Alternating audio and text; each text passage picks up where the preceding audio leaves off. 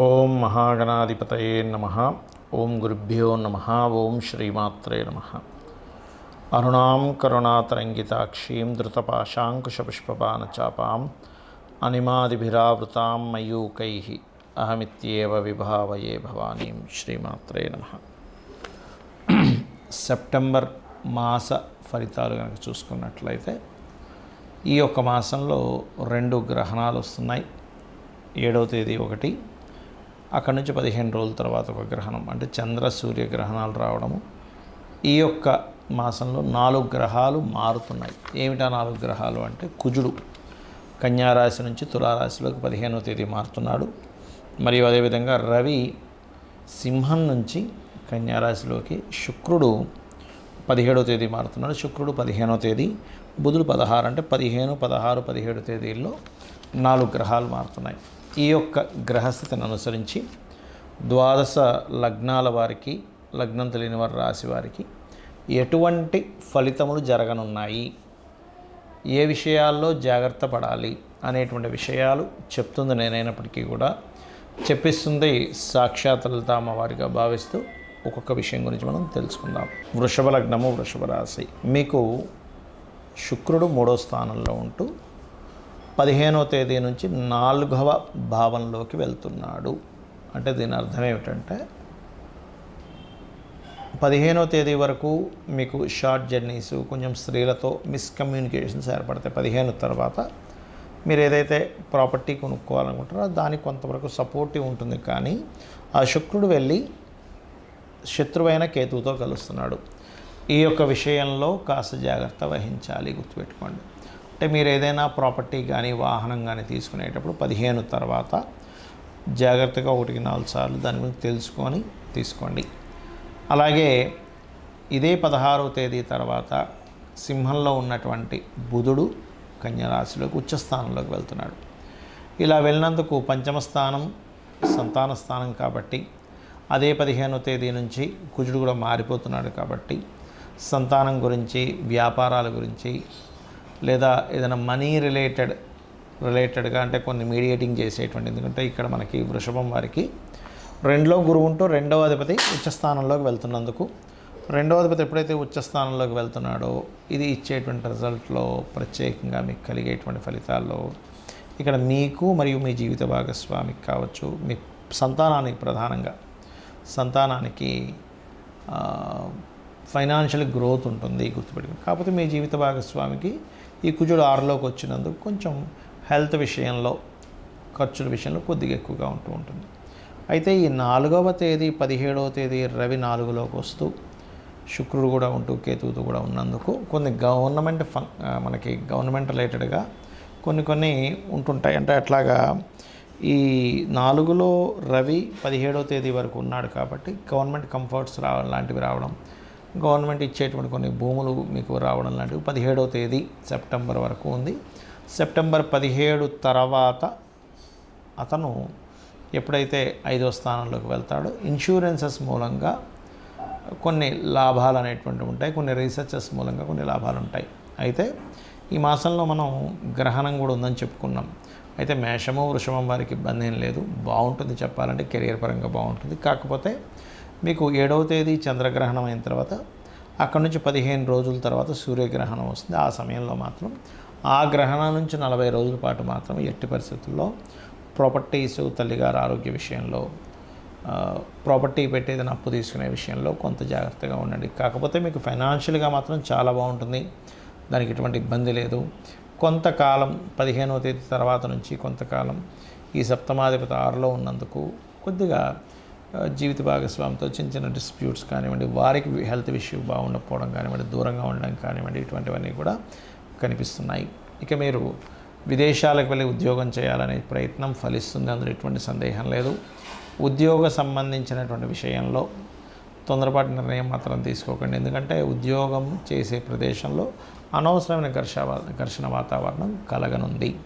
ఇక మీరు చేయవలసినటువంటి దేవతారాధన, విష్ణు సహస్రనామాలు, సూర్య నమస్కారాలు ఎక్కువగా చేసుకోండి, అన్ని విధాలు బాగుంటుంది. చాలామందికి నన్ను ఎప్పుడూ అడుగుతున్న క్వశ్చన్కి ఈరోజు నేను మీకు ఒక క్లారిటీ ఇస్తాను. ఇక్కడ ఏంటంటే జ్యోతిష్యం ఎక్కువ ప్రభావితం చేస్తుందా, వాస్తు ఎక్కువ ప్రభావితం చేస్తుందా అని అడుగుతూ ఉన్నారు. ఇక్కడ మీరు ఒక విషయం గుర్తుపెట్టుకోండి, వాస్తు కంటే జాతకం చాలా ప్రధానం. అలానే వాస్తు పనిచేయదని కాదు, వాస్తు కూడా పనిచేస్తుంది. ఎలా అంటే ఇప్పుడు మనకు ఒక కారు ఉంది, కారు కండిషన్ బాగోలేదు అనుకోండి, నడుపుకుంటూ వెళ్తున్నాం, అది బ్రేక్ పడలేదు, లేకపోతే ఏదో అయింది, అప్పుడు ఆపేసి నడుచుకుంటూ వెళ్ళగలుగుతాం, లిఫ్ట్ చూసుకుని వెళ్ళగలుగుతాం. అంటే ఏంటి, కార్ అనేటువంటిది మనం కూర్చున్న ప్రదేశంలో ఏదైతే ఉందో అది వాస్తు. జాతకం అనేటువంటి జీవుడు అనుకోండి కాసేపు, అంటే వాస్తు బాగోపోయినా వీడికి జాతకంలో బలం ఉంటే కనుక ఏదో రకంగా ముందుకు వెళ్తూ ఉంటాడు. కానీ అలా కాకుండా రెండు బాగున్నాయి అనుకోండి, అంటే జీవుడు స్ట్రెంగ్త్ఫుల్గా బాగున్నాడు, ఆరోగ్యంగా ఉన్నాడు, అలాగే వాస్తు బాగుంటుంది. అలా కాకుండా వాస్తు మాత్రమే బాగుంది, జీవుడు బాగాలేడు అంటే ఏమిటి, ఒక వ్యక్తి నీరసంగా ఉన్నాడు, బలం లేదు, కానీ వాడికి ఉన్న వాహనం తీసుకెళ్తుంది ఆ వ్యక్తిని. అంటే ఏమిటి, ఒకదానికొకటి సపోర్ట్ చేసుకుంటూ ఉంటాయి వాస్తు మరియు జ్యోతిష్యం. అయితే జాతక చక్రంలో చాలామంది ఏంటంటే ఏం తెలుసుకోవచ్చు అని అడుగుతూ ఉంటారు.